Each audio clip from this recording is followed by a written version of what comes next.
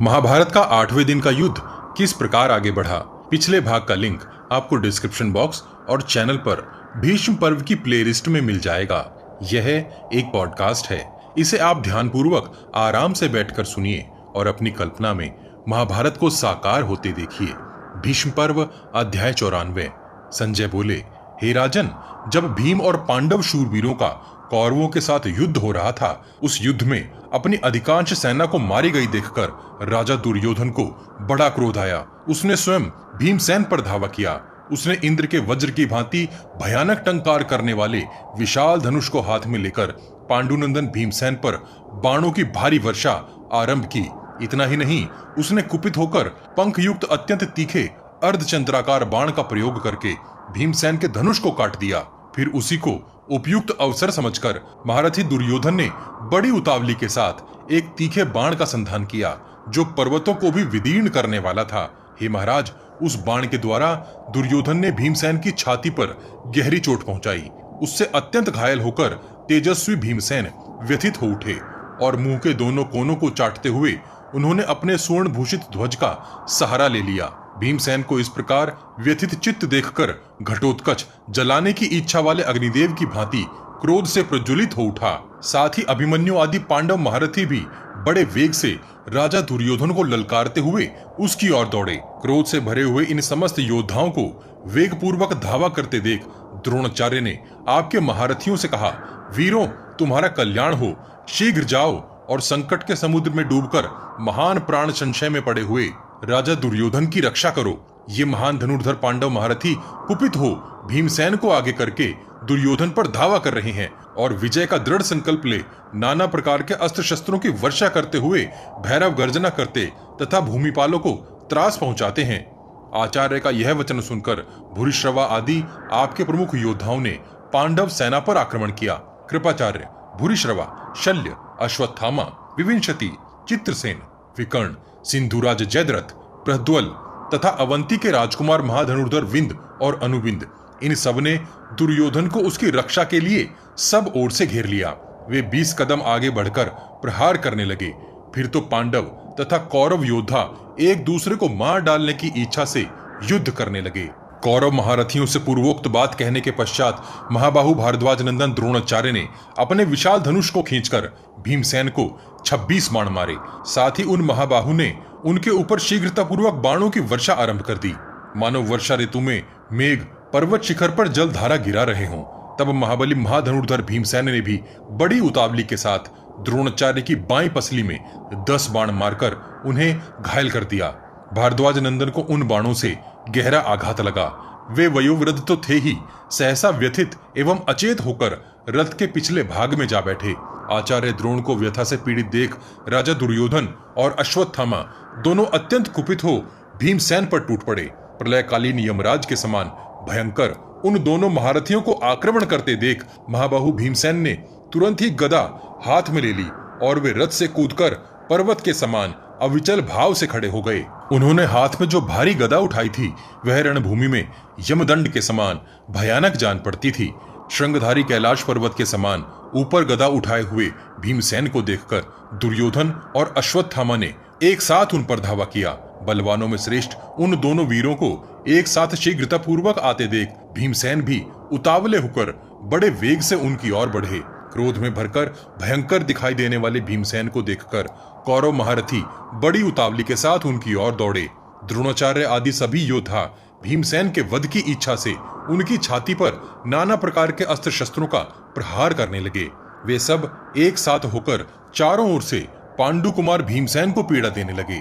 महारथी भीमसेन को पीड़ित और उनके प्राणों को संकट में पड़ा देख अभिमन्यु आदि पांडव महारथी अपने दुरस्त यज प्राणों का मोह छोड़कर उनकी रक्षा के लिए दौड़े चले आए। अनूप देश का राजा नील भीमसेन का प्रिय सखा था। उसकी अंग कांति श्याम मेघ के समान सुंदर थी। उसने अत्यंत कुपित होकर अश्वत्थामा पर आक्रमण कर दिया। वह महाधनुर्धर वीर प्रतिदिन द्रोणपुत्र अश्वत्थामा के साथ स्पर्धा रखता था। हे महाराज, उसने अपने विशाल धनुष को खींचकर एक पंख युक्त बाण से अश्वत्थामा को उसी प्रकार घायल कर दिया जैसे इंद्र ने पूर्व काल में देवताओं के लिए भयंकर प्रिचित्ति नामक दुर्धुष दानव को घायल किया था। उस दानव ने अपने क्रोध एवं तेज से तीनों लोगों को भयभीत कर रखा था। नील के छोड़े हुए उस पंख युक्त बाण से विदीर्ण होकर अश्वत्थामा के शरीर से रक्त का प्रवाह बह चला। इससे अश्वत्थामा को बड़ा क्रोध हुआ। तदनंतर बुद्धिमानों में श्रेष्ठ अश्वत्थामा ने इंद्र के वज्र की भांति भयंकर टंकार करने वाले अपने विचित्र धनुष को खींचकर नील को मार डालने का विचार किया। तत्पश्चात उसने लोहार के मांझे हुए 7 चमकीले भल्लों को धनुष पर रखकर चलाया। उनमें से 4 के द्वारा उसने नील के चारों घोड़ों को और 5वें से सारथी को मार डाला। छठे से ध्वज को काट गिराया और 7वें भल्ल से नील की छाती में प्रहार किया। उस बाण से अधिक घायल हो जाने के कारण वह व्यथित हो रथ के पिछले भाग में बैठ गया। मेघ समूह के समान श्याम वर्ण वाले राजा नील को अचेत सा हुआ देख अपने भाई बंधु से घिरा हुआ घटोत्कच अत्यंत कुपित हो युद्ध में शोभा पाने वाले अश्वत्थामा की ओर बड़े वेग से दौड़ा। उसके साथ ही दूसरे रण दुर्मद राक्षसों ने भी उस पर धावा किया। देखने में अत्यंत भयंकर राक्षस घटोत्कच को धावा करते देख तेजस्वी अश्वत्थामा ने बड़ी उतावली के साथ उस पर आक्रमण किया। उसने कुपित हो उन भयंकर राक्षसों को मारना आरंभ किया जो घटोत्कच के आगे खड़े होकर क्रोधपूर्वक युद्ध कर रहे थे। अश्वत्थामा के धनुष से छूटे हुए बाणों द्वारा घायल हो उन राक्षसों को भागते देख विशालकाय भीमसेन कुमार घटोत्कच कुपित हो उठा। तत्पश्चात उस मायावी राक्षस राज ने समरांगण में अश्वत्थामा को मोहित करते हुए अत्यंत दारुण घोर माया प्रकट की। तब उस माया से डरकर आपके सभी सैनिक युद्ध से विमुख हो गए। उन्होंने एक दूसरे को तथा द्रोण, दुर्योधन, शल्य और अश्वत्थामा को भी इस प्रकार देखा। सबके सब छिन्न भिन्न हो पृथ्वी पर गिरकर छटपटा रहे हैं और खून से लथपथ होकर दयनीय दशा को पहुंच गए हैं। कौरवों में जो महान धनुर्धर एवं प्रधान वीर हैं, प्राय वे सभी रथी विध्वंस को प्राप्त हो गए हैं। सब राजा मार गिराए गए हैं तथा हजारों घोड़े और घुड़सवार टुकड़े टुकड़े होकर पड़े हैं। यह सब देखकर आपकी सेना शिविर की ओर भाग चली। हे राजन, उस समय मैं और देवव्रत भीष्म भी पुकार पुकार कर कह रहे थे, हे वीरों, युद्ध करो, भागो मत। रणभूमि में तुम जो कुछ देख रहे हो वह घटोत्कच द्वारा छोड़ी हुई राक्षसी माया है, परंतु वे अचेत होने के कारण ठहर न सके। वे इतने डर गए थे कि हम दोनों की बातों पर विश्वास नहीं करते थे। उन्हें भागते देख विजयी पांडव घटोत्कच के साथ सिंहनाद करने लगे। चारों ओर दुंदुभी आदि बाजे जोर जोर से बजने लगे। इस प्रकार सूर्यास्त के समय दुरात्मा घटोत्कच से खदेड़ी हुई आपकी सारी सेना संपूर्ण दिशाओं में भाग गई। भीष्म पर्व अध्याय 95। संजय बोले, हे महाराज, घटोत्कच की माया से डरकर कौरव सेना के पलायन हो जाने पर शत्रुओं को संताप देने वाला राजा दुर्योधन अपनी पराजय को नहीं सह सका। उसने गंगानंदन भीष्म के पास जाकर उन्हें विनीत भाव से प्रणाम करने के पश्चात सारा वृतांत यथावत रूप से कह सुनाया। उस दुर्धुर्ष वीर ने बार बार लंबी सांस खींचकर घटोत्कच की विजय और अपनी पराजय की कथा सुनाई। हे राजन, फिर उसने कुरुकुल के वृद्ध पितामह भीष्म से कहा। दुर्योधन ने कहा, प्रभो, जैसे मेरे शत्रु वासुदेव नंदन श्री कृष्ण का आश्रय लेकर युद्ध करते हैं, उसी प्रकार मैंने केवल आपका सहारा लेकर पांडवों के साथ भयंकर युद्ध छेड़ा है। हे परंतप, मेरे साथ ही मेरी ये प्रसिद्ध 11 अक्षौहिणी सेनाएं आपकी आज्ञा के अधीन हैं। हे भरत श्रेष्ठ, ऐसा शक्तिशाली होने पर भी मुझे भीमसेन आदि पांडवों ने घटोत्कच का सहारा लेकर युद्ध में परास्त कर दिया है। महाभाग, जैसे आग सूखे पेड़ को जलाकर भस्म कर देती है, उसी प्रकार यह अपमान मेरे अंग अंग को दग्ध कर रहा है। शत्रुओं को संताप देने वाले पितामह, मैं आपकी कृपा से स्वयं ही उस नीच एवं दुर्धुर्ष राक्षस को मारना चाहता हूँ। आपका सहारा लेकर उस पर विजयी होना चाहता हूँ। अतः आप मेरे इस मनोरथ को पूर्ण करें। हे भरत श्रेष्ठ, राजा दुर्योधन का यह वचन सुनकर शांतनु नंदन भीष्म ने उससे इस प्रकार कहा। भीष्म जी ने कहा, राजन कुरुनंदन, मैं तुमसे जो कहता हूँ उसे ध्यान देकर सुनो। शत्रुओं को संताप देने वाले महाराज, तुम्हें जिस प्रकार बर्ताव करना चाहिए वह सुनो। हे तात शत्रुसूदन, तुम युद्ध में सदा अपनी रक्षा करो। हे अनग, तुम्हें सदा धर्मराज युधिष्ठिर से ही संग्राम करना चाहिए। अर्जुन, नकुल, सहदेव अथवा भीमसेन के साथ भी तुम युद्ध कर सकते हो। राजधर्म को सामने रखकर यह बात कही गई है, राजा राजा से ही युद्ध करता है। राजन, तुम्हें दुरात्मा घटोत्कच के साथ कदापि युद्ध नहीं करना चाहिए। मैं द्रोणाचार्य, कृपाचार्य, अश्वत्थामा, सातवत वंशी कृतवर्मा, शल्य, भूरिश्रवा, महारथी विकर्ण तथा दुशासन आदि तुम्हारे अच्छे भ्राता, ये सब लोग तुम्हारे लिए उस महाबली राक्षस से युद्ध करेंगे। यदि उस भयंकर राक्षस राज घटोत्कच पर तुम्हारा अधिक रोष है तो उस दुष्ट के साथ युद्ध करने के लिए राजा भगदत्त जाएं, क्योंकि युद्ध में ये इंद्र के समान पराक्रमी हैं। इतना कहकर बोलने में कुशल भीष्म ने राजाधिराज दुर्योधन के सामने ही राजा भगदत्त से यह बात कही, महाराज, तुम रण दुर्मद घटोत्कच का सामना करने के लिए शीघ्र जाओ और समस्त धनुर्धरों के देखते देखते प्रयत्न पूर्वक उस रण क्षेत्र में आगे बढ़ने से रोको। पूर्व काल में इंद्र ने जैसे तारकासुर की प्रगति रोक दी थी, उसी प्रकार तुम भी उस क्रूर कर्मी राक्षस को रोक दो। हे परंतप, तुम्हारे पास दिव्य अस्त्र हैं, तुम में पराक्रम भी महान है और पूर्व काल में बहुत से देवताओं के साथ तुम्हारा युद्ध भी हो चुका है। हे नरपश्रेष्ठ, इस महायुद्ध में घटोत्कच का सामना करने वाले योद्धा केवल तुम ही हो। हे राजन, तुम अपने ही बल से उत्कर्ष को प्राप्त करके राक्षस शिरोमणि घटोत्कच को मार डालो। सेनापति भीष्म का यह वचन सुनकर राजा भगदत्त सिंहनाद करते हुए तुरंत ही शत्रुओं का सामना करने के लिए चल दिए।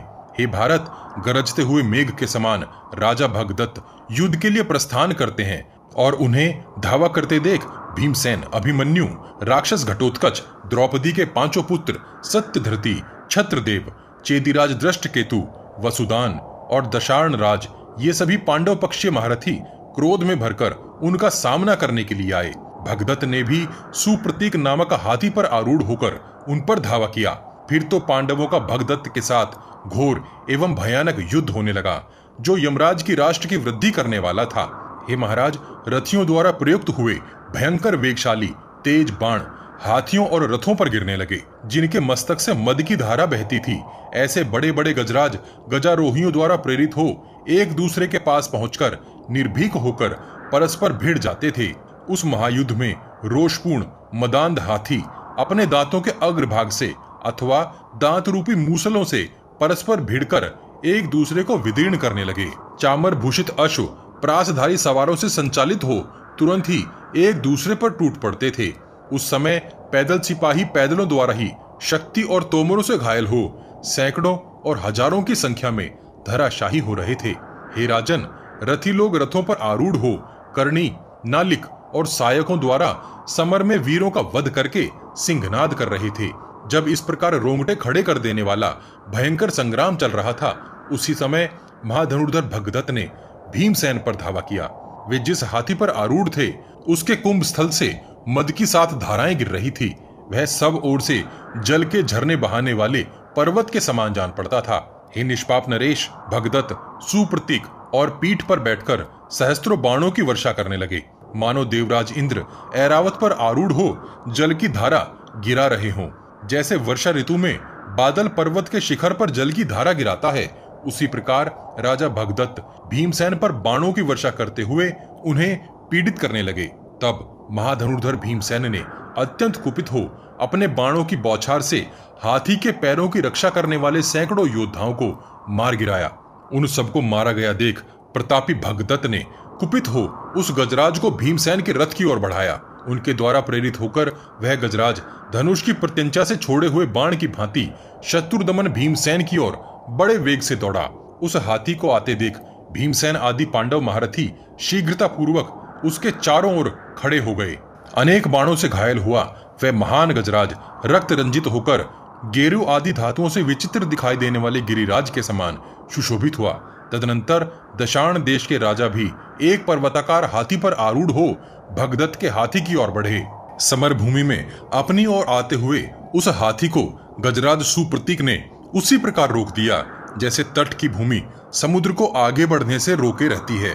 महामना दशाण नरेश द्वारा गजराज को रोका गया देख समस्त पांडव सैनिक भी साधु साधु कहकर सुप्रतीक की प्रशंसा करने लगे। हे नृपश्रेष्ठ, तदनंतर प्राज्ञ ज्योतिष नरेश ने कुपित होकर दशाण नरेश के हाथी को सामने से 14 तोमर मारे। जैसे सर्प बांबी में प्रवेश करते हैं, उसी प्रकार वे तोमर हाथी पर पड़े हुए स्वर्ण भूषित श्रेष्ठ कवच को छिन्न भिन्न करके शीघ्र ही उसके शरीर में घुस गए। हे भरत श्रेष्ठ, उन तोमरों से अत्यंत घायल हो वह हाथी व्यथित हो उठा। उसका सारा मद उतर गया और वह बड़े वेग से पीछे की ओर लौट पड़ा। जैसे वायु अपनी शक्ति से वृक्षों को उखाड़ फेंकती है, उसी प्रकार वह हाथी भयानक स्वर में चिंघाड़ता और अपनी ही सेना को रौंदते हुए बड़े वेग से भाग चला। उस हाथी के पराजित हो जाने पर भी पांडव महारथी उच्च स्वर से सिंहनाद करके युद्ध के लिए ही खड़े रहे। तत्पश्चात पांडव सैनिक भीमसेन को आगे करके नाना प्रकार के बाणों तथा अस्त्र शस्त्रों की वर्षा करते हुए भगदत्त पर टूट पड़े। हे राजन, क्रोध में भरकर आक्रमण करने वाले अमर्षशील उन पांडवों का वह घोर सिंहनाद सुनकर महाधनुर्धर भगदत्त ने अमर्षवश बिना किसी भय के अपने हाथी को उनकी ओर बढ़ाया। उस समय उनके अंकुशों और पैर के अंगूठों से प्रेरित हो वह गजराज युद्ध स्थल में संवर्तक अग्नि की भांति भयंकर हो उठा। उस हाथी ने अत्यंत कुपित होकर रथ के समूहों, हाथियों, घुड़सवारों सहित घोड़ों तथा सैकड़ों हजारों पैदल सिपाहियों को भी समरांगण में इधर उधर दौड़ते हुए रौंद डाला। हे महाराज, उस हाथी के द्वारा आंदोलित होकर पांडवों की वे विशाल सेना आग पर रखे हुए चमड़े की भांति संकुचित हो गई। बुद्धिमान भगदत्त के द्वारा अपनी सेना में भगदड़ पड़ी हुई देख घटोत्कच ने अत्यंत कुपित होकर भगदत्त पर धावा किया। हे राजन, उस समय वह अत्यंत भयानक रूप बनाकर रोष से प्रज्वलित सा हो उठा। उसकी आकृति विकट एवं निष्ठुर दिखाई देती थी तथा मुख और नेत्र उज्जवल एवं प्रकाशित हो रहे थे। उस महाबली निशाचर ने हाथी को मार डालने की इच्छा से एक निर्मल त्रिशूल हाथ में लिया जो पर्वतों को भी विदीर्ण करने वाला था। फिर सहसा उसे चला दिया। वह त्रिशूल चारों ओर से आग की चिंगारियों के समूह से घिरा हुआ था। उसे सहसा अपने ऊपर आते देख प्राज्ञ ज्योतिषपुर के नरेश भगदत्त ने अत्यंत भयंकर, तीक्ष्ण और सुंदर एक अर्धचंद्राकार बाण चलाया। उन वेगवान नरेश ने उक्त बाण के द्वारा उस महान त्रिशूल को काट डाला। वह स्वर्ण भूषित त्रिशूल दो टुकड़ों में कटकर ऊपर की ओर उछला। उस समय वह इंद्र के हाथ से छूटकर आकाश में गिरते हुए महान वज्र के समान सुशोभित हुआ। त्रिशूल को दो टुकड़ों में कटकर गिरा हुआ देख राजा भगदत्त ने आग की लपटों से वेष्टित तथा स्वर्णमय दंड से विभूषित एक महान शक्ति हाथ में ली और उसे राक्षस पर चला दिया। फिर वे बोले, खड़ा रहे, खड़ा रहे। आकाश में प्रकाशित होने वाली अग्नि अर्थात वज्र के समान उस महाशक्ति को गिरती हुई देख राक्षस घटोत्कच ने उछलकर तुरंत ही उसे पकड़ लिया और सिंह के समान गर्जना की। हे भारत, फिर उसने तुरंत ही राजा भगदत्त के देखते देखते उस शक्ति को घुटने पर रखकर तोड़ डाला। यह एक अद्भुत सी बात हुई। महाबली राक्षस के द्वारा किए गए इस महान कर्म को देखकर आकाश में खड़े हुए देवता, गंधर्व और मुनि बड़े विस्मित हुए। हे महाराज, उस समय भीमसेन आदि पांडवों ने वाह वाह करते हुए अपने सिंहनाद से पृथ्वी को गुंजा दिया। हर्ष में भरे हुए उन महान वीरों का महान सिंहनाद सुनकर महाधनुर्धर एवं प्रतापी राजा भगदत्त सह न सके। उन्होंने इंद्र के वज्र की भांति प्रकाशित होने वाले अपने विशाल धनुष को खींचकर पांडव महारथियों पर वेग पूर्वक धावा किया। तत्पश्चात अग्नि के समान प्रकाशित होने वाले निर्मल और तीखे नाराजों का प्रहार करते हुए एक के द्वारा भीमसेन को घायल किया और 9 बाणों से राक्षस घटोत्कच को बींध डाला। फिर 3 बाणों से अभिमन्यु को और 5 से कैकेय राजकुमारों को घायल किया। तत्पश्चात धनुष को अच्छी तरह खींचकर छोड़े हुए झुकी हुई गांठ वाले बाण के द्वारा उन्होंने युद्ध में शत्रदेव की दाहिनी बाह काट डाली। उसके कटने के साथ ही सहसा उनका बाण सहित उत्तम धनुष पृथ्वी पर गिर पड़ा। इसके बाद भगदत्त ने द्रौपदी के 5 पुत्रों को 5 बाणों से घायल कर दिया और क्रोध पूर्वक भीमसेन के घोड़ों को मार डाला। फिर 3 बाणों से उनके सिंह चिन्हित ध्वज को काट दिया और अन्य 3 पंख युक्त बाण मारकर उनके सारथी को भी विदीर्ण कर डाला।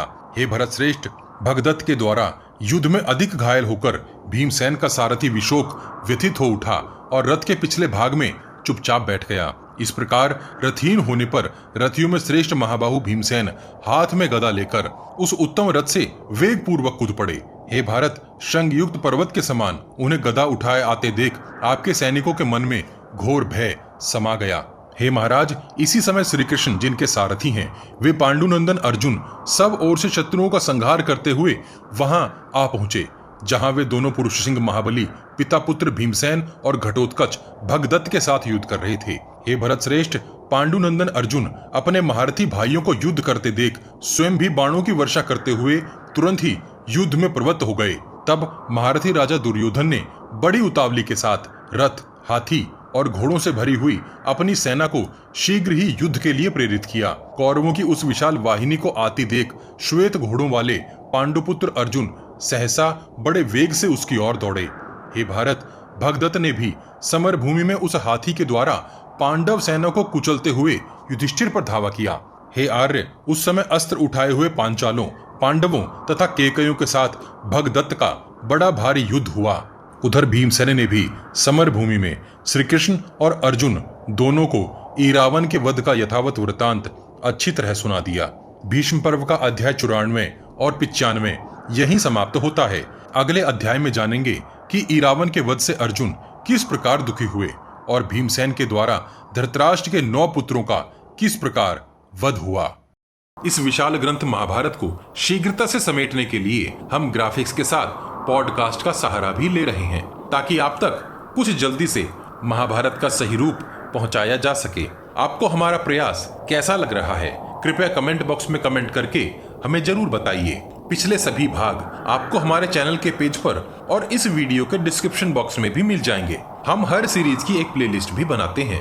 उम्मीद है आप हमारी वीडियोस अपने उन दोस्तों को शेयर जरूर करते होंगे जो महाभारत का सही रूप समझना और जानना चाहते हैं। आपके हर शेयर से हमारा मनोबल बढ़ता है। अपने प्रियजनों तक यह ज्ञान पहुंचाने के लिए वॉच गॉड चैनल को सब्सक्राइब और शेयर करना मत भूलिए। सब्सक्राइब बटन के बगल में बनी छोटी सी घंटी भी बजा दीजिए। जय श्री कृष्ण, हर हर महादेव।